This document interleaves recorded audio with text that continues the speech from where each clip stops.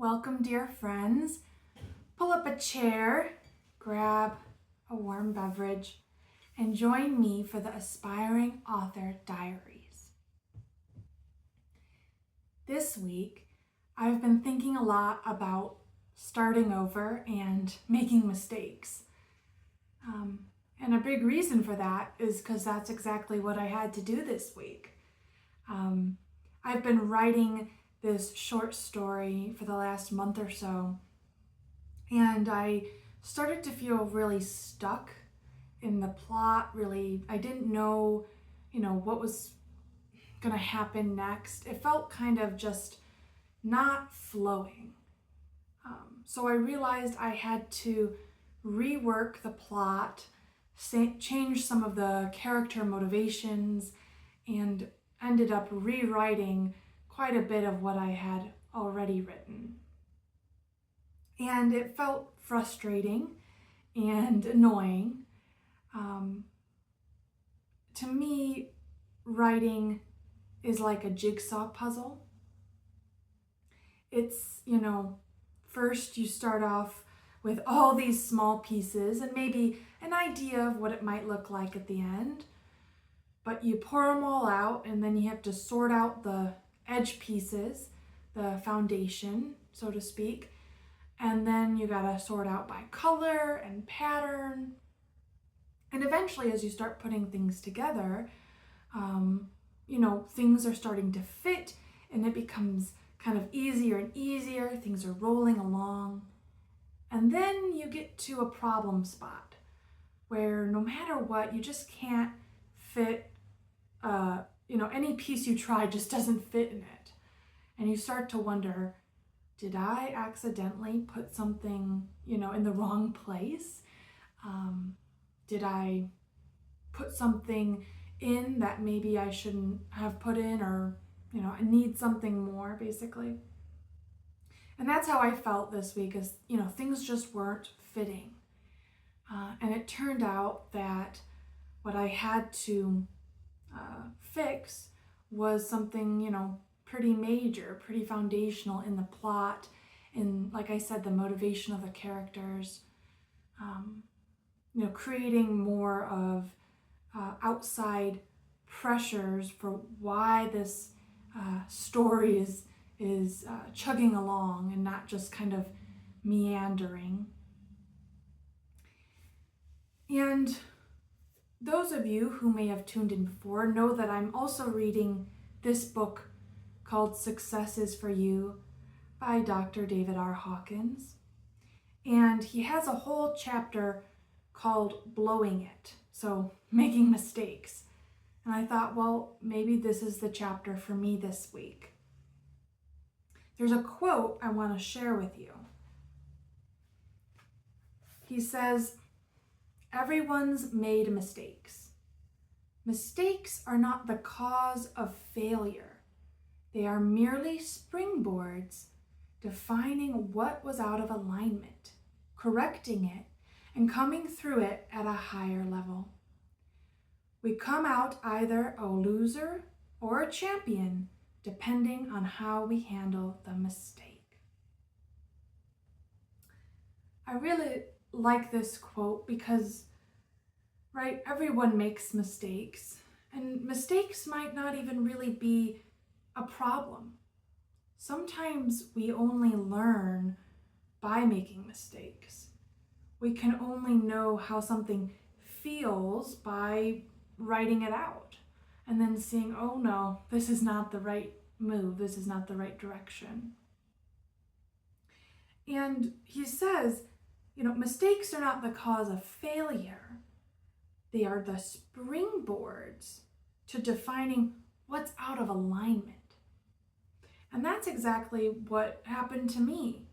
I realized this is not in alignment. This is not working. The story is not flowing. There's a quote by former President Theodore Roosevelt that says, "The only man who makes no mistakes is the man who never does anything. Do not be afraid to make mistakes, provided you do not make the same one twice. So as I was thinking more about this and really gleaning quite a lot from this book, I drew a few points of how to avoid failure. Not how to avoid mistakes, because as Teddy Roosevelt said, right, everybody who does anything is going to make a mistake, especially if you're doing something new. But how do we avoid failure? And I think all of these points draw heavily on things I've gleaned from this book. So if you're curious about diving deeper into it, I would pick up this one and give it a read. It's very good. So the first point, how to avoid failure, is don't sacrifice quality for expediency. And he actually says this quite a lot in the book. Don't sacrifice your quality just to do something quicker. And this is something I've kind of noticed I had wanted to do. So when I found out that I, had to rework all of this and rewrite all of this, there was a part of me that was like, oh gosh, just get it done and just get through it, I didn't want to have to rewrite a lot of it. But if I had sacrificed the quality of the book, the integrity of it, integrity of the story, the insights of the characters, it just wouldn't be the same product at the end. And this also involves, right, not sacrificing our intentions, our goodwill for the consumer, just to get something done quicker. The second point of how to avoid failure is to go with what is naturally working. What am I doing that people like? Can I do more of that? Or what am I doing that just comes easily, comes naturally? For me, I've realized that on one hand, I love a good romance story. I'm a big Jane Austen fan. But when I sit down to write a romantic story, it's kind of a struggle for me, honestly speaking. But adventure, on the other hand, I just love it. It just kind of flows out of me and it keeps me excited and motivated to keep writing. So that's what I mean. You just go with what's naturally working. Don't try to fight upstream to do something that, you think would be good. Rather, go with what you already are good at. Go with what people already love about your work and continue to make it even better. Number 3 is when we do make a mistake, to approach it with humility and honesty. There's no, a mistake really becomes worthless or useless when we're not honest enough to learn from it. Then it becomes a failure. But when we can learn from it, be honest about it with ourselves and with other people, and be humble.